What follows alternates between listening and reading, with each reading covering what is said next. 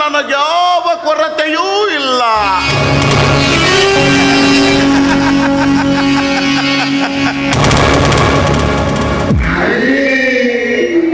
ಆದರೇನೋ ಜೀವನದಲ್ಲಿ ನೆಮ್ಮದಿಯೇ ಇಲ್ಲ.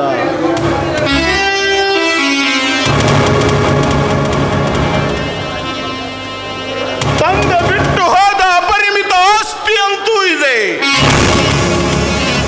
ಆದರೆ ಸುಖವಿಲ್ಲ, ಶಾಂತಿ ಇಲ್ಲ.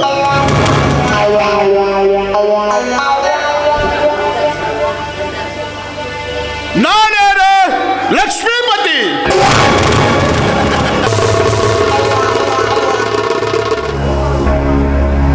ಆದರಿಲ್ಲ ಮನೆಯಲ್ಲಿ ಮುದ್ದು ಸತಿ.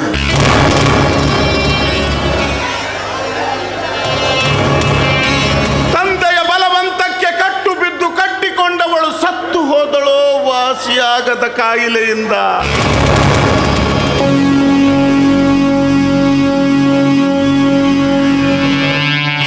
ದಿನಕ್ಕೊಂದರಂತೆ ಅಪ್ಪುವ ಹೆಣ್ಣುಗಳಲ್ಲಿ ಸಿಗುವುದು ಕೇವಲ ಕಾಮತೃಪ್ತಿ.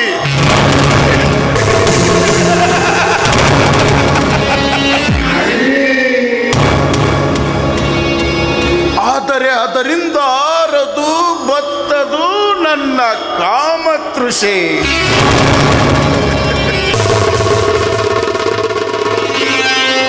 ವಯಸ್ಸು ಮುಗಿಯದ ನನಗೇನೂ ಆಗಲಿಕ್ಕಿಲ್ಲ ಹೆಣ್ಣುಗಳ ಕೊರತೆ. ಅಂತೆಯೇ ಮರುಮದುವೆ ಮಾಡಿಕೊಳ್ಳಬೇಕು, ಕೊನೆಗಾಲದಲ್ಲಾದರೂ ಸಿಗುವ ಸುಖಕ್ಕಾಗಿ.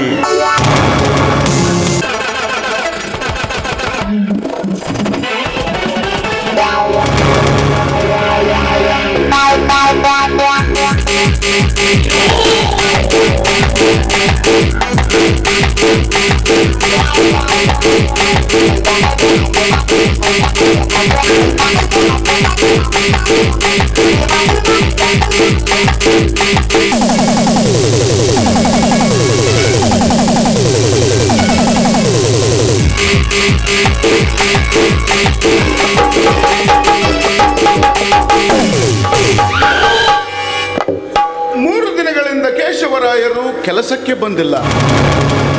ಬಾಕಿ ವಸೂಲಿ ಮಾಡುವ ರಂಗನು ಹಣ ತೆಗೆದುಕೊಂಡು ಓಡಿ ಹೋಗಿದ್ದಾನೆ. ಒಟ್ಟಾರೆಯಾಗಿ ಅಸ್ತವ್ಯಸ್ತದ ಆಗರವಾಗಿ ಹೋಗಿಬಿಟ್ಟಿದೆ ಮನೆಯ ಕಾರುಬಾರು.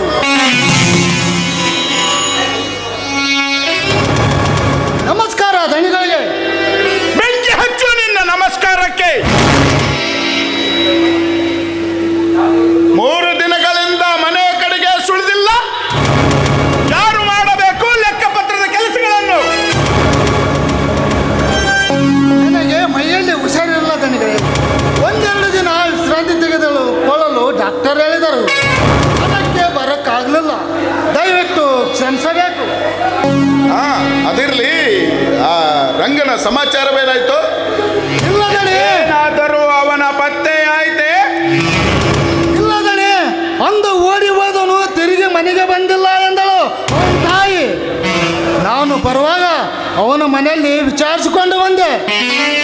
ಅಷ್ಟಾದ್ರೂ ಮಾಡಿದ್ರಲ್ಲ. ಈ ದಿನ ಸಾಯಂಕಾಲದವರೆಗೆ ನೋಡಿ, ಅವನು ಬರೆದಿದ್ದಲ್ಲಿ ಪೊಲೀಸರಿಗೊಂದು ಕಂಪ್ಲೇಂಟ್ ಕೊಟ್ಟು ಬನ್ನಿ. ಅಂದ ಹಾಗೆ ಅವನು ಹಾರಿಸಿಕೊಂಡು ಹೋದ ಹಣವೆಷ್ಟು? ಸುಮಾರು 2 ಲಕ್ಷ ರೂಪಾಯಿಗಳು ನನಗೆ. ಆ ಕಂಪ್ಲೇಂಟಿನಲ್ಲಿ 5 ಲಕ್ಷವೆಂದು ಬರೆಯಿರಿ. ಸಿಕ್ಕಿದರೆ ಒದ್ದು ಕಕ್ಕಿಸುತ್ತಾರೆ. ಹಾಗೆ ಮಾಡಿದರೆ ಬುದ್ಧಿ ಬರುತ್ತದೆ ಅಂತಹ ಮಕ್ಕಳಿಗೆ.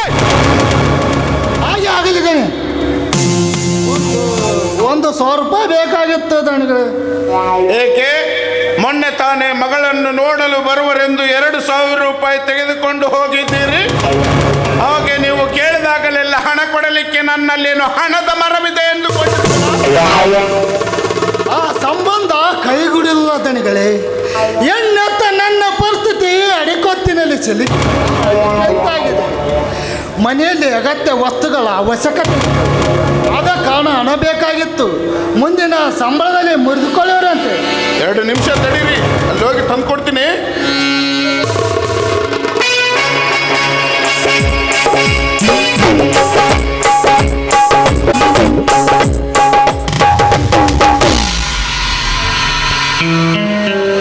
ತೆಗೆದುಕೊಳ್ಳಿ. ಅಂದ ಹಾಗೆ ನಿಮ್ಮ ಮಗ ನೌಕರಿಗಾಗಿ ಧಾರವಾಡಕ್ಕೆ ಹೋಗಿದ್ದನಲ್ಲ, ಹೋದ ವಿಷಯವೇನಾಯಿತು? ಅವನ ದರಿದ್ರ ಮುಖಕ್ಕೆ ಯಾವ ನೌಕರಿ ಸಿಗುತ್ತದೆ? ಸುಮ್ಮನೆ ಉಂಡಲಿತ್ತಿರುವನು. ನೀವೇ ನಮ್ಮ ಚಂದ್ರಿಗೆ ಯಾವುದಾದರೂ ಒಂದು ದಾರಿ ತೋರಿಸಿದರೆ ನನಗೆ ಮಹದುಪಕಾರ ಮಾಡಿದಂತಾಗುತ್ತದೆ. ಪ್ರಯತ್ನಿಸುವೆ. ನಮ್ಮ ಕ್ಷೇತ್ರದ MLA ಕಾಸ ನನ್ನ ಸ್ನೇಹಿತ. ಅವರಿಗೆ ಹೇಳಿ ಒಂದು ಕೆಲಸ ಕೊಡಿಸುವ ವ್ಯವಸ್ಥೆ ಮಾಡುತ್ತೇನೆ. ಸರಿ, ನೀವಿಷ್ಟು ವಸೂಲಿಯಾಗದ ಪತ್ರಗಳನ್ನೆಲ್ಲ ಜೋಡಿಸಿಡಿ. ಅವುಗಳನ್ನು ವಕೀಲರಿಗೆ ಕೊಟ್ಟು ಕಳುಹಿಸಬೇಕು. ಆಯ್ತು ದಣಿಗಳೇ.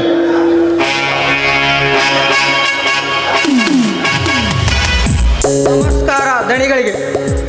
ಯಾರೋ ನೀನು? ಇಲ್ಲಿಗೆ ಬಂದೆ? ನನ್ನ ಹೆಸರು ಶ್ಯಾಮ್ ಸುಂದರ್ ಅಂತ ರೀ. ನಮ್ಮೂರು ಮಲ್ಲಾಪುರ ರೀ. ನಾನು ಇಲ್ಲೇ ನರಸಿಂಹಪ್ಪನ ಅಳಿಯ ರೀ. ನಿಮ್ಮ ಮನೆಯಲ್ಲಿ ಯಾವ್ದಾರು ಒಂದು ಕೆಲಸ ಇದ್ರೆ ಕೊಡ್ರಿ.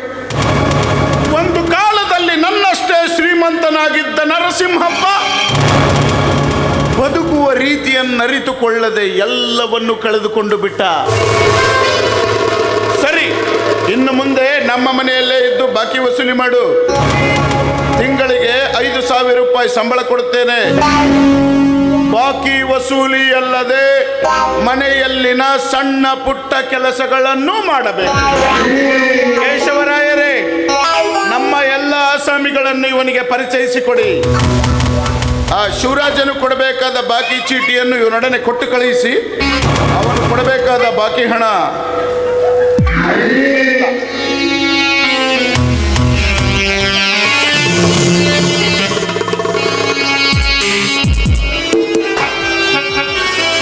ನಮಸ್ಕಾರ ಶ್ರೀಮಂತರಿಗೆ.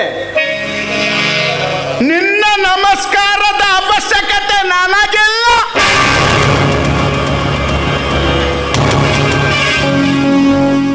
ನಾನು ಬರ ಹೇಳಿದ್ದು ನನಗೆ ಬರಬೇಕಾದ ಹಣ ಕೊಡಿ ಎಂದು ಕೇಳಲು. ಇನ್ನು 2 ತಿಂಗಳು ಸಮಯ ಅವಕಾಶ ಕೊಡಿ ಶ್ರೀಮಂತರೇ. ಸಾಧ್ಯವಿಲ್ಲ. ಅಂದು ಬಂದು ನನ್ನ ತಂಗಿಗೆ ರಾಟಿ ತೆಗೆದುಕೊಳ್ಳಬೇಕೆಂದು ತೆಗೆದುಕೊಂಡು ಹೋದ ಹಣ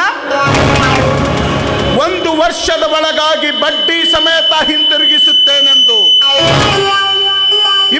20,000 ರೂಪಾಯಿ ತೆಗೆದುಕೊಂಡು ಹೋಗಿದ್ದೀರಿ. ಈಗ ಅದರ ಬಡ್ಡಿಯ 20,000ವಾಗಿದೆ. ಒಟ್ಟು 40,000 ರೂಪಾಯಿ ಕೊಟ್ಟು ಹೋಗಿ. ಇಲ್ಲದಿದ್ದರೆ ನಿಮ್ಮ ಮನೆಯನ್ನು ನನ್ನ ಹೆಸರಿಗೆ ಬರೆಯಿಸಿಕೊಡಿ. ಇಲ್ಲ ಶ್ರೀಮಂತರೇ, ಇರುವುದೊಂದು ಮನೆ. ನೇರವಾಗಿ ಮದುವೆ ವಯಸ್ಸಿಗೆ ಬಂದ ತಂಗಿ. ಈ ಸಂದಿಗ್ಧ ಸಂದರ್ಭದಲ್ಲಿ ಮನೆ ಮಾರಿ ಬೀದಿ ಪಾಲಾದರೆ ಬದುಕುವುದು ಬಹಳ ಕಷ್ಟ. ಟೈರರಿಸಂ ಸ್ಕೀಮ್ನ ಅಡಿಯಲ್ಲಿ ಬ್ಯಾಂಕಿನ ಸಾಲಕ್ಕೆ ಅರ್ಜಿ ಹಾಕಿದ್ದೇನೆ. ಆ ಹಣ ಬಂದ ತಕ್ಷಣ ನಾನು ನಿಮ್ಮ ಬಾಗಿಯನ್ನು ಹಿಂದಿರುಗಿಸುತ್ತೇನೆ. ಬ್ಯಾಂಕಿನ ಹಣ?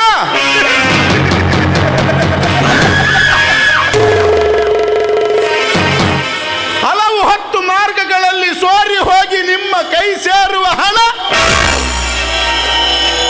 ನನ್ನ ಬಡ್ಡಿಗೂ ಆಗದು. ಅದರ ಬದಲಾಗಿ ನಿನ್ನ ಮನೆಯನ್ನು ನನಗೆ ಕೊಟ್ಟು ಬಿಡು.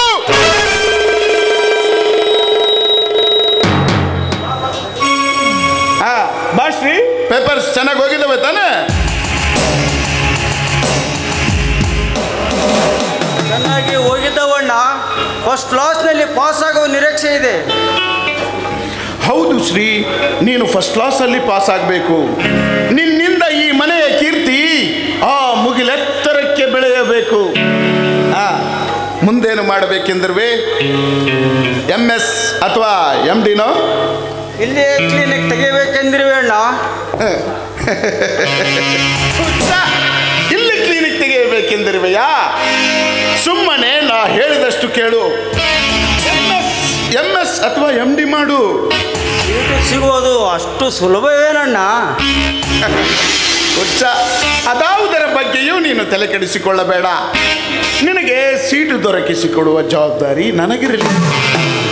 1 ಕೋಟಿ ಬಿಟ್ಟು 2 ಕೋಟಿ ಕೊಟ್ಟಾದರೂ ನಿನಗೆ ಸೀಟು ದೊರಕಿಸಿಕೊಡು. ನನಗೆ ಇಷ್ಟವಿಲ್ಲವಣ್ಣ. ನಾನಾಗಲೇ ನಿರ್ಧಾರ ಮಾಡಿರುವೆ. ನನ್ನ MBBS ರಿಸಲ್ಟ್ ಬಂದ ನಂತರ ನಾನಿಲ್ಲಿ ಕ್ಲಿನಿಕ್ ತೆಗೆಯಬೇಕೆಂದು ನಿರ್ಧಾರ ಮಾಡಿರುವೆ. ಪ್ರಾಥಮಿಕ ಆರೋಗ್ಯ ಸೌಲಭ್ಯಗಳಿಲ್ಲದ ಈ ನಮ್ಮ ಹಳ್ಳಿಯಲ್ಲಿ ಪ್ರಾಕ್ಟೀಸ್ ಮಾಡಿ ಜನರ ಸೇವೆ ಮಾಡಿದರೆ ನಮಗೂ ಕೀರ್ತಿ, ನಮ್ಮ ಮನೆಗೂ ಕೀರ್ತಿ. ಹುಚ್ಚು ಆದರ್ಶದ ಬೆಂಬತ್ತಿ ಕುಗ್ರಾಮವನ್ನು ಸೇರಿ ನಿನ್ನ ಭವ್ಯ ಭವಿಷ್ಯತ್ತನ್ನು ಹಾಳು ಮಾಡಿಕೊಳ್ಳಬೇಡ. ಗುರಿ ದೊಡ್ಡದಿರಬೇಕು. ಹಣ ಎಷ್ಟೇ ಖರ್ಚಾದರೂ ಪರವಾಗಿಲ್ಲ, ನೀನು ಮುಂದೆ ಓದಬೇಕು. ಓದಿ ಯಾವುದಾದರೊಂದು ದೊಡ್ಡ ಪಟ್ಟಣದಲ್ಲಿ ನರ್ಸಿಂಗ್ ಹೋಮ್ ತೆಗೆ. ಇಲ್ಲೇ ನೆಲೆಸುವ ನಿರ್ಧಾರವನ್ನು ನಾನಾಗಲೇ ಮಾಡಿ ಆಗಿದೆ ಅಣ್ಣ. ನಾನು ಯಾವುದೇ ಕಾರಣಕ್ಕೂ ನನ್ನ ನಿರ್ಧಾರವನ್ನು ಬದಲಿಸಿಕೊಳ್ಳಲ್ಲ. ನಿನ್ನಿಚ್ಛೆ, ನನಗೆ ನೀನು ಮುಖ್ಯ. ನೀ ಸುಖವಾಗಿರಲೆಂದು ನಾನು ಮುಂದೆ ಓದಿಸಬೇಕೆಂದಿದ್ದೆ.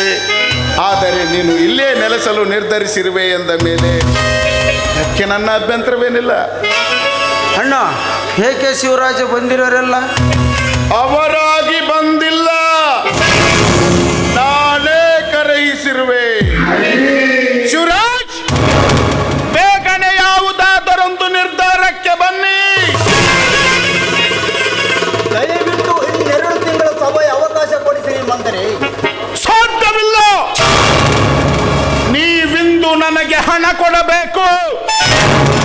ಇಲ್ಲದಿದ್ದರೆ ನನ್ನ ಸಾಲಕ್ಕಾಗಿ ನಿನ್ನ ಮನೆಯನ್ನು ನನ್ನ ಹೆಸರಿಗೆ ಬರೆದುಕೊಟ್ಟು ಮನೆ ಖಾಲಿ ಮಾಡಬೇಕು. ಅಣ್ಣ, ಶ್ರೀ, ಇದು ನಮ್ಮ ಮನೆಯ ವ್ಯವಹಾರದ ವಿಷಯ. ಅದು ನಿನಗೆ ಅರ್ಥವಾಗುವುದಿಲ್ಲ. ಅರ್ಥ ಮಾಡಿಕೊಳ್ಳುವ ಅವಶ್ಯಕತೆಯು ನಿನಗಿಲ್ಲ. ಅಣ್ಣ, ಜೀವನ ಕೇವಲ ಹಣ ಗಳಿಸುವ ವೃತ್ತಿ ಆಗಬಾರದು. ಕಷ್ಟ ಸುಖಗಳು ಎಲ್ಲರಿಗೂ ಬರುತ್ತವೆ. ನನಗೋಸ್ಕರ ದಯಮಾಡಿ ಶಿವರಾಜರಿಗೆ 1-2 ತಿಂಗಳ ಸಮಯಾವಕಾಶ ಕೊಡಿ. ನೋ ಶ್ರೀ, ನೀನು ಈ ವಿಷಯದಲ್ಲಿ ತಲೆ ಹಾಕಬೇಡ. ನನಗೆ ನಾ ಕೊಟ್ಟ ಹಣ ಬಡ್ಡಿ ಸಮೇತ ಮರಳಿ ಬರಬೇಕು. ಶಿವರಾಜ್, ಬೇಗನೆ ಬೇಗನೆ ಯಾವುದಾದರೊಂದು ನಿರ್ಧಾರಕ್ಕೆ ಬನ್ನಿ. ಅಣ್ಣ, ನನ್ನ ಮೇಲೆ ಅಭಿಮಾನವಿಲ್ಲವೇನಣ್ಣ? ಒಂದು ವೇಳೆ ನನ್ನ ಮೇಲೆ ಅಭಿಮಾನವಿದ್ದರೆ ನನಗೋಸ್ಕರ ಶಿವರಾಜರಿಗೆ ಅನುಕಂಪ ತೋರಿ ಕಾಲಾವಕಾಶ ಕೊಡು. ಅಭಿಮಾನದ ಮಾತು ದೂರ ದೂರ ಉಳಿಯಿತು ಶ್ರೀ. ಅನುಕಂಪವೆಂಬ ಶಬ್ದದ ಅರ್ಥವೇ ಗೊತ್ತಿಲ್ಲದ ನನ್ನ ಒಂದೇ ದೌರ್ಬಲ್ಯ ನೀನು ಹೇಳಿದೆ ಅಂದ ಮೇಲೆ ನಿನಗೋಸ್ಕರ ಶಿವರಾಜನಿಗೆ ಕಾಲಾವಕಾಶ ಕೊಡುತ್ತೇನೆ. ಶಿವರಾಜ್, ನಾನು ಮುಂದಿನ ಸಲ ನಾನು ಬಳ ಹೇಳಿದಾಗ ನೀವು ಹಣದೊಂದಿಗೆ ಬರದಿದ್ದರೆ ನಿಮ್ಮ ಮನೆ ಮಾರಿ ಬೀದಿ ಪಾಲಾಗಬೇಕಾಗುತ್ತದೆ. ಜೋಕೆ ನಡೆಸಿ, ಊಟ ಮಾಡೋಣ.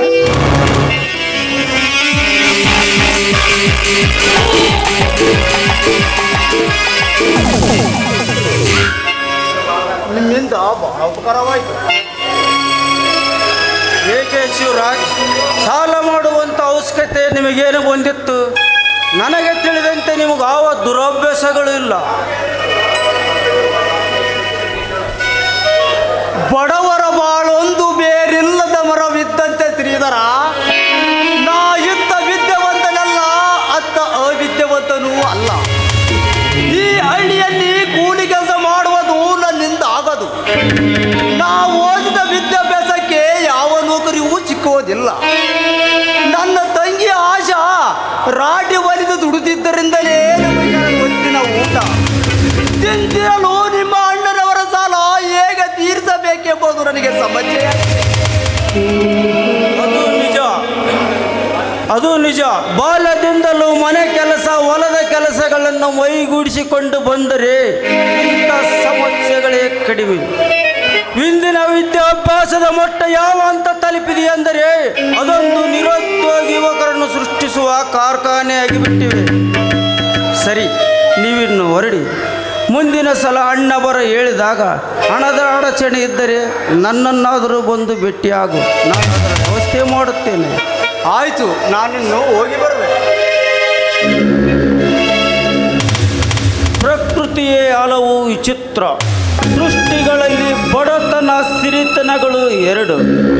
ಒಂದೆಡೆ 5 ಸ್ಟಾರ್ ಹೋಟೆಲ್ಗಳಲ್ಲಿ ಐಷಾರಾಮ್ ಜೀವನ ಸಾಗಿಸುವ ಶ್ರೀಮಂತರು, ಮತ್ತೊಂದೆಡೆ ಸೂರಿಲ್ಲದ ಗುಡಿಸಲೆಗಳಲ್ಲಿ ಬರೇ ನೀರು ಕುಡಿದು ಮಲಗುವ ಬಡವರು. ಇದು ಪ್ರಕೃತಿಯ ನಿಯಮ. ವಿಚಿತ್ರ.